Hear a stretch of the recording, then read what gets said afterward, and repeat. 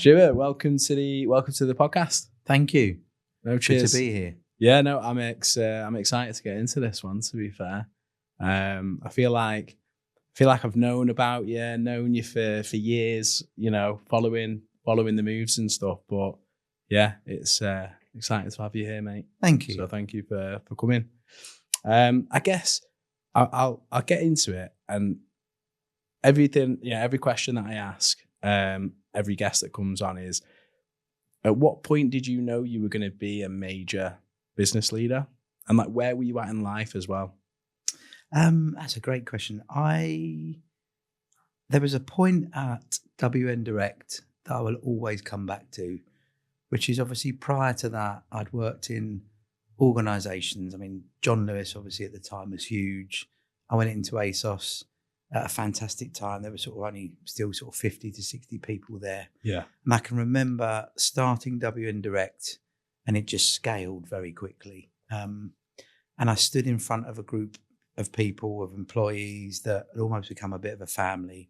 And can remember thinking to myself, standing in front of the group, there's no one else here. Like, this is me. Yeah. And almost in any other business that I'd had or been in, you can always look over your shoulder and there's someone else that's above you. Yeah. And to be honest, it was that moment that I realised, no, the buck stops with me. Like, this is absolutely the moment where you need to be the ultimate leader in this business. So I'm not sure I ever realised and where I would go from there. And how old were you?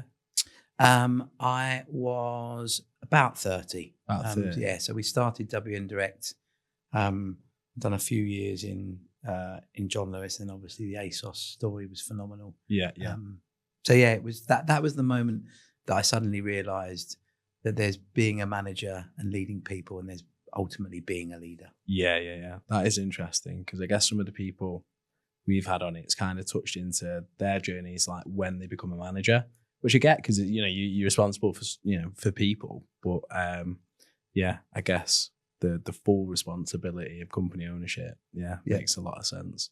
Very cool. And was it all bootstrapped to wnDirect when you first got it going, or was it investment backed? No, it was bootstrapped. I mean, we'd had a fantastic journey with ASOS. Yeah. And I mean, the background to wnDirect was really when we launched the international element of ASOS. It was groundbreaking at the time. And I think we very quickly realised that the business as a whole had a brilliant brand, but it was a very wide buy and a very shallow buy, i.e. it was about choice. So a traditional retail model at the time of putting a bit of stock everywhere globally to create an international brand just wasn't feasible. The capital investment in doing that.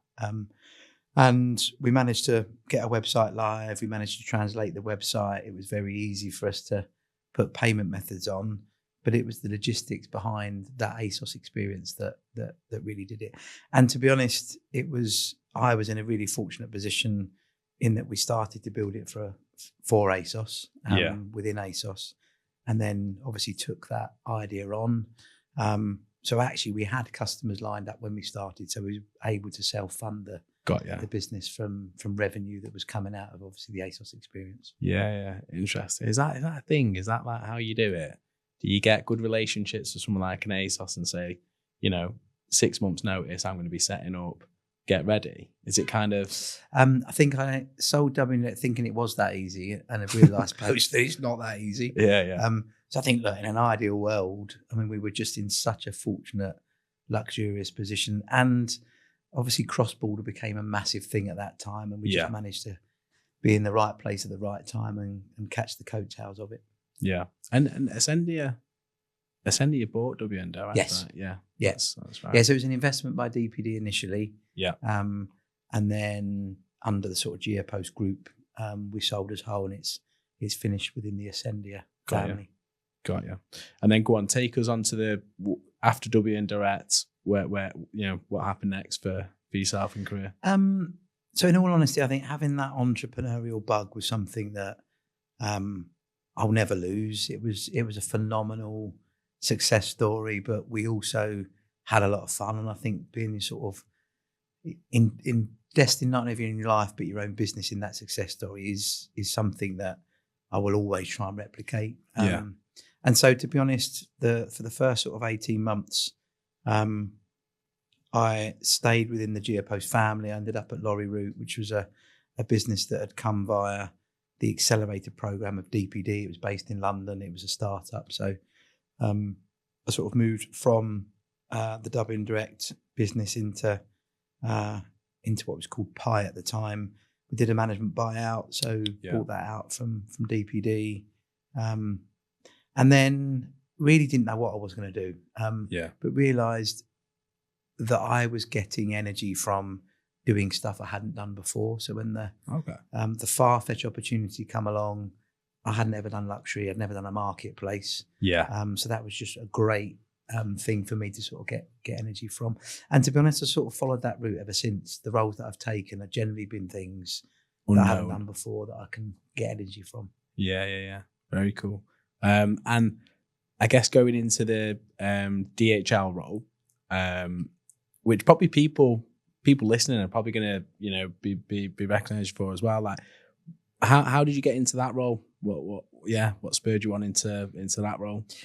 Again, I think it was I'd worked with DHL for years, and obviously it's got a fantastic brand, and everyone that I'd ever worked with at DHL tended to be at DHL for a very long time. And I think for me, it was almost I'd done the retail side, I'd started a carrier and got it to a decent size. It was sort of one of the last things left on my CV, which was walking into a carrier that was doing hundreds of millions turnover to see if we could crack it. And I think the sort of corporate element of DHL I knew was going to be something that was new to me. And it's almost, can you do it? So I think it was a real challenge at the time. I thought that the team that was at the business, it was a time that could come in, you could bring some energy and go for a bit of transformation. So again, it's that energy element. I hear you. I know people probably want me to ask you this, but like, did you prefer the carrier side, or would you say you prefer more brand side? I mean, you've had a mix of both. I think I prefer holding the stick rather than being hit by it, if I'm honest. But no, I think I obviously have spent years and years in retail, and I did 12 years at John Lewis straight from school. So I think that sort of retail element is in my heart, and being involved in johnlewis.com, I walked in, there was 5 parcels, they just bought buy.com, the ASOS experience. I suppose if I had to be pushed, I would be pushed into the retailer side. Or certainly into solutions that work with retailers and enablement in that way. Interesting. So what are you doing now? What are you up to? So doing a bit of contracting work. That's really enjoyable. Again, sort of looking at things that I haven't done before, whether that be sort of sender receiver type models. It's and I think, to be honest, it's something you can add value in. It's sometimes you sort of question your own ability, and it's nice to walk in and know that you can do a job and you're adding value. And then we want to sort of go through this sort of startup phase again. But this time I think it's about really trying to find some niche in market where we can add real value. And I suppose a personal feeling, and everyone's got their own opinions, is if you think about that sort of wnDirect time, you had quite a few startups in market that was driving innovation. It was very entrepreneurial. They've all been acquired, and perhaps that innovation's dried up a bit. So I just feel like the market's ripe again for a bit of innovation, something and doing new, things differently. Something fresh. Nice. And what would you say the biggest challenge has been? Let's go from wnDirect, like within leadership, and what did that look like? I think there's a few. I think one, I think my biggest challenge as a leader was Brexit. I mean, to give you a size and scale of what it is, we were flying. It was a business that was making money. We'd actually never lost money as a business. And I got on a flight to Australia. So the Australia lane was our biggest lane. We used to go there sort of once a quarter.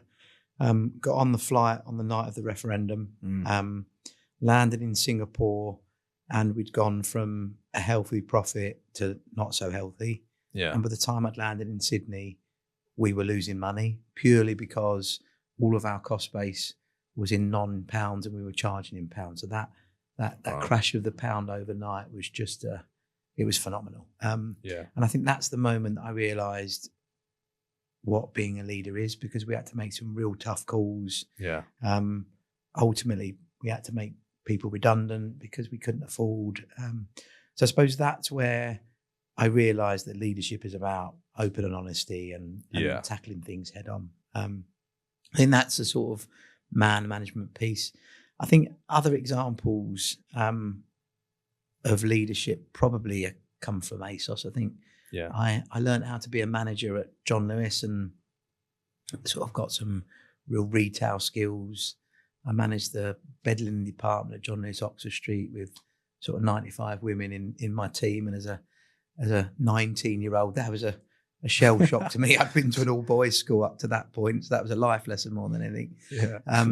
So I think, ASOS, it was such a business that had potential. But day in, day out, we had to change and pivot to what we wanted to do and how we wanted to achieve it. And I think sometimes when you take teams on that sort of roller coaster, it can be shell shocked. I think the leadership of building a business in that environment and being able to tell stories that enabled people to come on the ride with you, but didn't think you was pivoting and changing strategy every 30 seconds was a real leadership lesson. Yeah. And I know you mentioned you prefer to hold the stake rather than be under it. Like, what would your management style be like?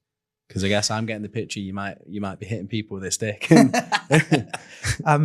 Hopefully that's not the case. No, I think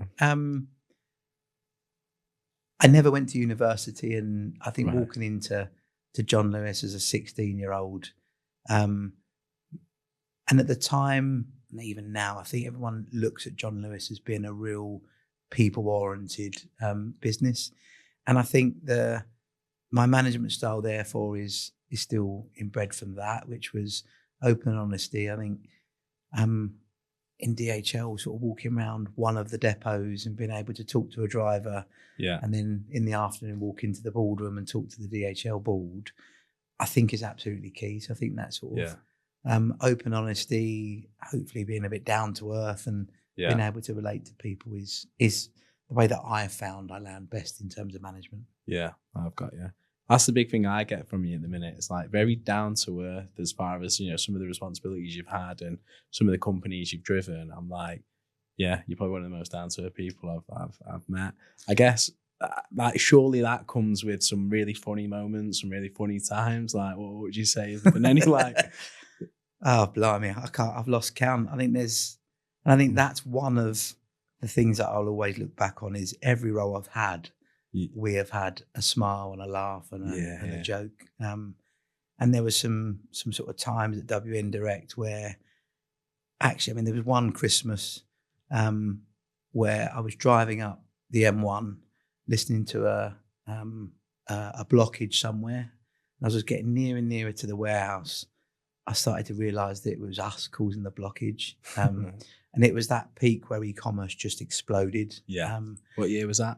That must have been 2016. And retailers were just sending us 40-footers of parcels, which as a business owner was brilliant for the pound notes. But as I started to drive up to the warehouse, I suddenly realised that there was a queue of about 35 Arctics that couldn't get into the yard.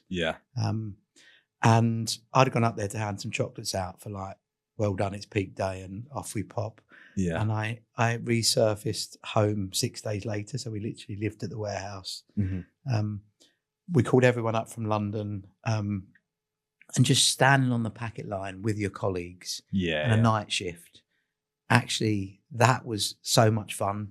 So there's some funny stories, but ultimately, at a time of crisis, when you've all got your sleeves rolled up and you're having a good old laugh together in that sort of element, there's some great examples. You can make light of it. Interesting. Well, In terms of the customer experience side of things, because you've been on both sides of the fence, haven't you? So I'll start with the logistics side. So like from a carrier piece, like what do you think makes a good carrier to a retailer? You know, what do you think the things that retailers are, you know, are after, appreciate, they want, you know, that could really set aside a good supplier? I mean, you look at the market as it is at the moment, and you sort of look at Every and DPD. I think they're great examples of businesses that have got great tech. They've got a leadership team that are extremely focused to achieve adding value to a retailer.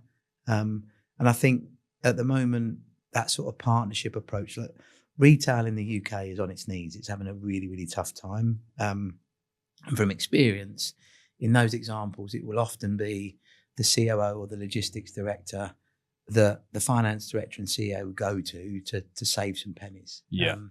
And the carriers lean into that, right? It's them that, when I say about the big stick, it's a real hard market to be in to add value, but also be on the receiving end of that sort of penny pinching that goes on naturally in a tough environment.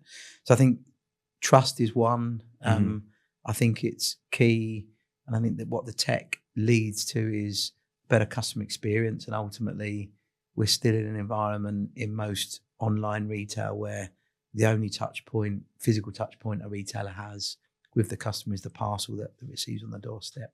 And I think that tech comes into its own when a parcel isn't on its happy path. Because ultimately, if it's arriving as it should, everyone just takes it as a hygiene factor. But when there's a problem, that's where the tech really kicks in, because it's that proactive notification of a customer. So for me, I think that's one of the reasons why DPD and Every are being so successful, because they're built on tech platforms with people that really are sort of accelerating that customer experience. Yeah.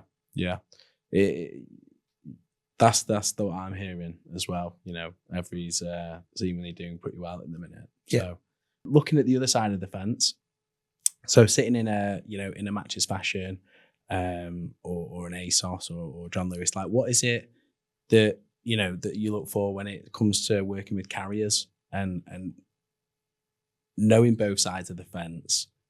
How do you interact and what sort of things do you do to try and?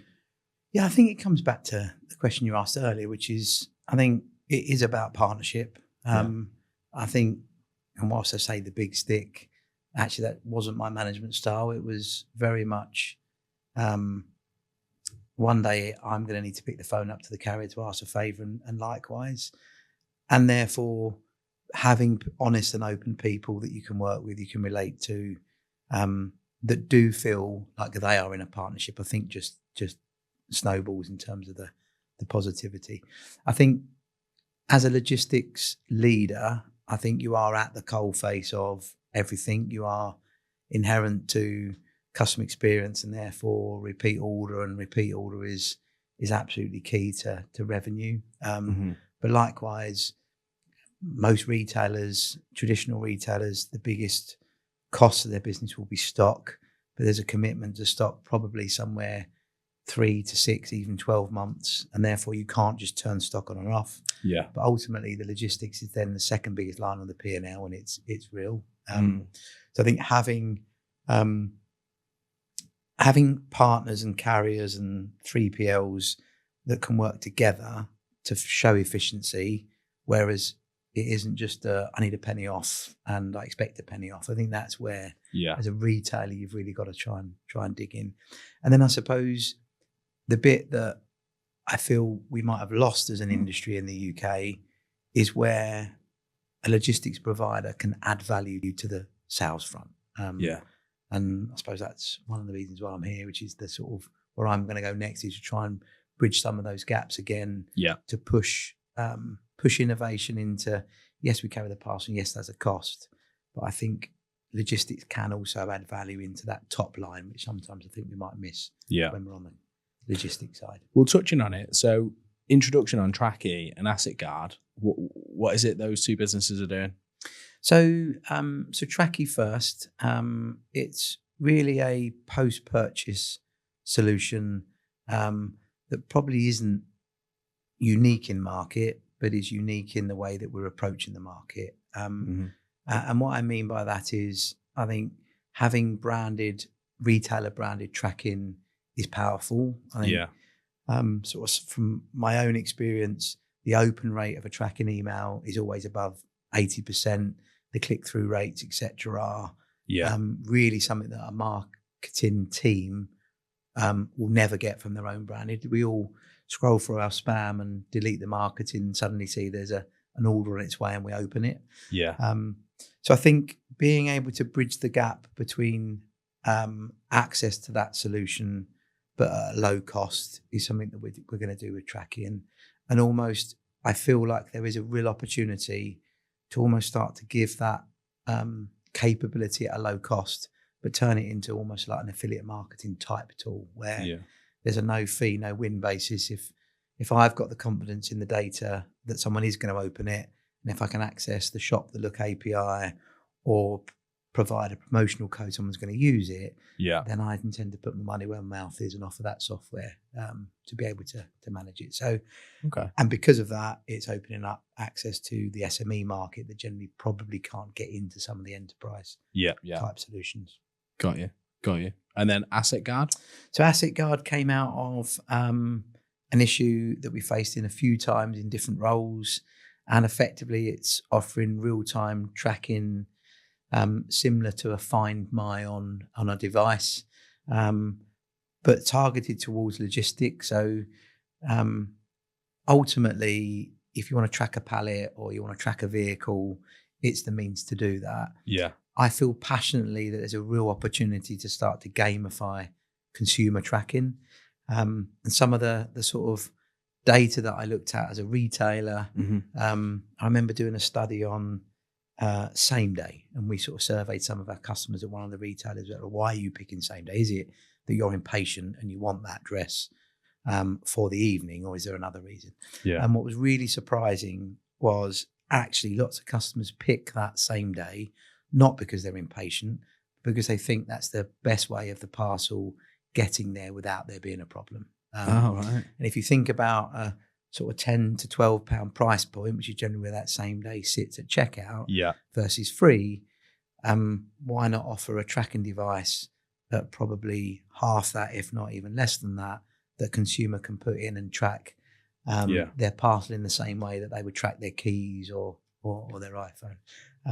So basically give them more assurance, and then there's no major time pressure to the delivery. And look, I think Leave Safe is a thing, and it's really important to both the carrier and the retailer, but Leave Safe can mean to customers searching around, well, if you can search for your parcel in exactly the same way as you can find your keys when you've left them somewhere, I think there's a real opportunity to take some of that technology that probably is more in a traditional supply chain freight industry into the consumer B2C market. Got you. And is that plug into mainly just domestic, or is that the kind of solution that you can do international with as well? Yeah, it's typical me, because I underestimated how complex it would be before we launched. We have done it cross-border, multi-language. I think one of the really interesting elements is around GDPR. So if that tracking device is in a parcel, what happens if it ends up slipping into the pocket of the jeans, for example, and someone's wearing the jeans? So actually a lot of the complexity isn't about putting it on a plane, because you can, and it pops up and pops out again once the plane's landed. It's actually around making sure that the geofences are in place so that consumer knows it's there, that they can turn it off. I think one of the really interesting case studies we've had with one of our customers is actually the accuracy was so good of the device that the end consumer was phoning every 5 seconds saying it hasn't moved for 20 minutes. Really? Yeah. And therefore almost sort of turning that into two views of, you can almost like a dot on a map, or what 3 words, see exactly where that item is. Then sort of transposing that into more milestone tracked for the consumer, so they're not phoning every 20 seconds, is also what we've built into so the phones aren't blowing up. So it's been the GDPR and split view that we've probably spent most time on, rather than just the cross-border piece. And is there any customers that it's not necessarily suited for?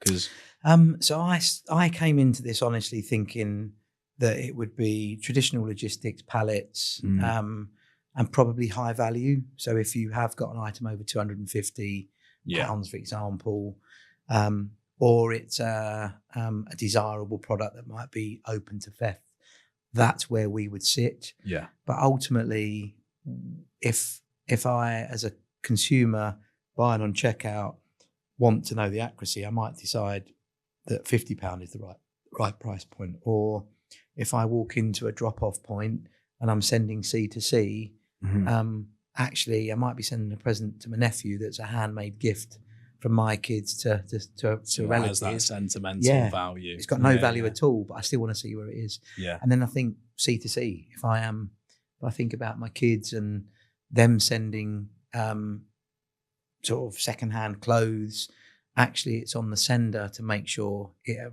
arrives with the receiver. And again, that C2C market really opens up an opportunity. So I thought the answer to that question was yes 6 months ago, but I'm very quickly realising there's some user cases across market that are quite interesting. Some pockets of the market perhaps that have just come back alive. Okay. I'm going to jump back into like the leadership thing, just because I know you've had a lot of experience in those positions. I guess, what do you think defines a good leader, or what do you think makes a good leader? If you were talking about DNA, what would you what would you sort of?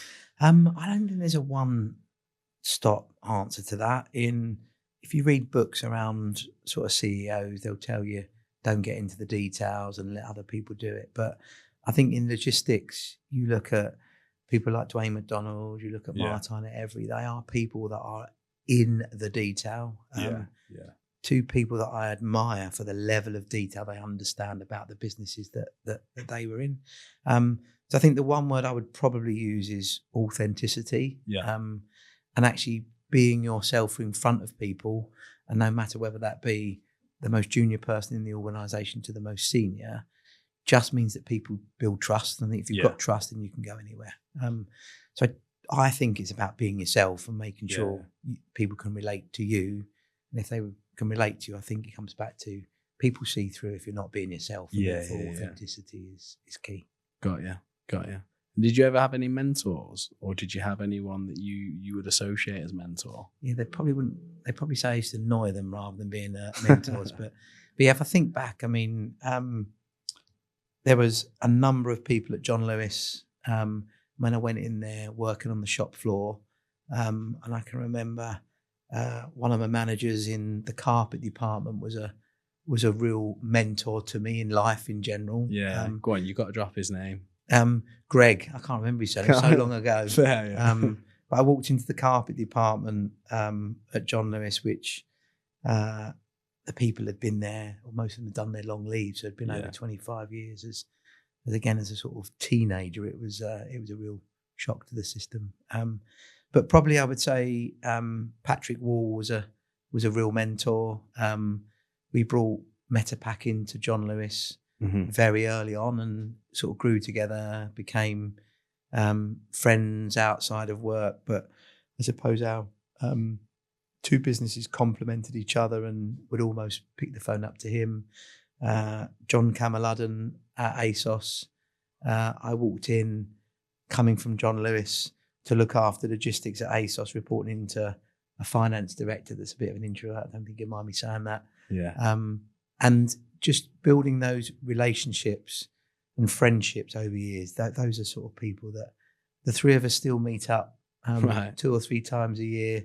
Probably have a bit too much to drink, but we'll still sit and talk.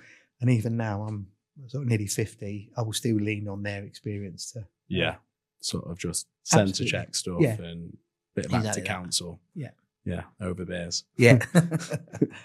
No, very cool. And then in terms of building teams, because that's the other part, right? Like building businesses, building teams and stuff. Is there ever been a time where you're like, that's been the best team I've built, or like I was really proud of the way we built that, that side of the business? Yeah, I mean, I think, and I say this like honestly, every team I've worked with, or for, or in, or led, I have really enjoyed, and I've built a massive group of friendship out of that. But obviously starting wnDirect as my own business and growing that team was just phenomenal. And I think the lesson learned there was we went into retail to get people from retail into the logistics side, so that when we were sitting in front of customers, we were talking as retailers. Was a huge success. And we obviously complemented that with top talent within the carrier industry. But walking into that business, and I mean, the Brexit example is a great one. 2 days before, we were laughing and joking, and 2 days later, you're having to sit and make some really tough calls. It was a team that it was phenomenal. And obviously, I think everyone there is either still there, and it's a great business and really successful, gone on to do other things. But that's the one that would stand out for me. Yeah. Okay, so I guess looking at the tech side of things, is there any like tech right now? Because I know you've mentioned, there was a lot of innovation, that sort of 2013, 16 sort of era, but then a lot got swallowed up. Is there any tech now that you think is actually quite hot, or you think, we had major value using these guys as a tech supplier or a tech plugin? You mean other than Trakii and ASOS? Other than Trakii and ASOS. I think that's a really good question. You put me on the spot. I think the carriers, and we talked about DP and Every. I think the innovation that is coming within the carrier network now is phenomenal. And actually sort of sitting and getting under the covers of some of that over the last few years. I think the way that AI can be used to manage something like the customer experience journey, the sort of CS environment, I think is super cool.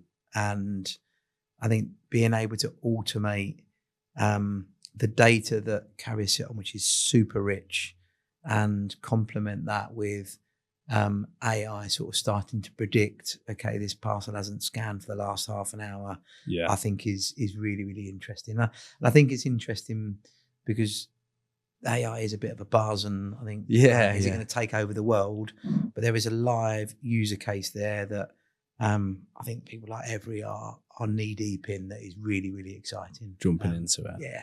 I think that's one. I think the other element will be really how the sort of cross-border element can start to catch up. And what I mean by that is, I think sort of freight forwarding, as an example, is still quite traditional. It's still sort of paper-based. I think there's some great innovation out there around how that can start to sort of be digitalized.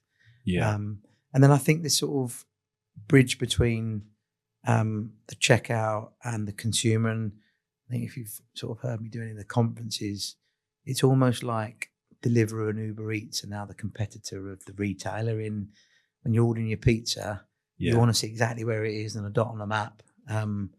And actually, that's also now what you want on the day of delivery. I think some of that sort of innovation to bring those two together is exciting, but it's being almost driven by a consumer expectation of, it's now a hygiene factor. I can see exactly where anything is at any one time. Got you. If there was anything you were going to go back, you were going to go back and speak to Stuart Hill, just starting out John Lewis, like what advice would you give to him starting out? The first one would be, don't sell wnDirect when you did. I think I sold it too early. And what I mean by that is, I mean, coming back to your sort of financing question, as a business owner with a family, there was some stressful times where you think, can I do this? So I think actually having the confidence in myself at wnDirect is something, with hindsight, I would definitely say to myself, no, look, you've got this. Just build this a bit more. I think that would definitely be top. I did 12 years at John Lewis, and when I look back at it, that was a hell of a long time. I can remember getting to 12 years. I was like 27 at the time. Thinking to myself, I'm halfway to my long leave. If I wait another 12 years, I'll get 6 months off paid leave. And I would say, a number of times that I went to leave and didn't. Doing the 12 years at John Lewis, I look back with a huge smile and think that was like the best apprenticeship I could have ever had. Like the lesson there. So I think sticking with it would be another one. Those are the two that really spring to mind, to be honest. And I was going to ask that. How did you find handling? Because I know you've got three kids. Ditto. Four. Yeah. Is it 4? Yeah, 4 kids. Oh, there we go. So you've got 4 kids. How have you felt like, you know, the challenges of handling personal life versus business? Because I feel like not many people talk about it as leaders. It's a really great question. I think as a bloke, sometimes we talk even less about it. I'm on a second marriage, and actually the stresses and strains of building wnDirect probably took the toll on my first marriage. And actually wnDirect was an international business, and I missed key points in my first 2 kids' life. And I think that is a real struggle. And I mean, my youngest is 2.5, my oldest is 16. Actually being able to be a little bit more present around Jude, my youngest, is just so rewarding. So I think that is if I sort of were to go back and give some advice, just, I mean, it's such a cliche, but time goes so quickly. Yeah. And those kids grow up so quickly. Just cherish some of those moments when you've got your phone in your hand and you're perhaps not as present because you're doing your emails. Just put it down and spend a bit of time. That for me is a massive element as a sort of 50-year-old looking back in life. It's key. No, I hear you. And is it what are they getting into now? What's their are they looking at industry or driving me insane mostly? So now I had a conversation at the weekend where I suppose if I put my parent hat on as a dad, I actually think like AI for me, actually, when I look at them, it scares the shit out of me. Excuse my French. I really do think that. So my eldest was having a conversation. She's just doing her GCSEs. She's sort of thinking of law or finance. And when I think about even today, how I use AI to do some of the stuff, the first round of check of a contract. Yesterday, one of the team was looking to do a VLOOKUP in a spreadsheet, and I thought I'd give a demo, and they looked at me and was like, I just put it into ChatGPT and it gives me the answer. And if you think about the entry level and succession plan for someone like Ellen, my eldest, that does want to get into law or finance, and you think actually a paralegal or an entry level finance person, are they going to be there? And if they're not there because AI is doing it, well, how do you become a barrister? So I think, yes, they are. I mean, they're at that age where they're thinking about what's next. But I think it is, for me, it's such an interesting element of the first time I thought, is going into law the right thing? Because how are you going to progress if AI is doing that sort of more junior role that traditionally are there? That's it, yeah. And I mean, I went for like a medical. Everyone's a little bit onto this health conscious, you know, rather than be reactive with it, be like, proactive.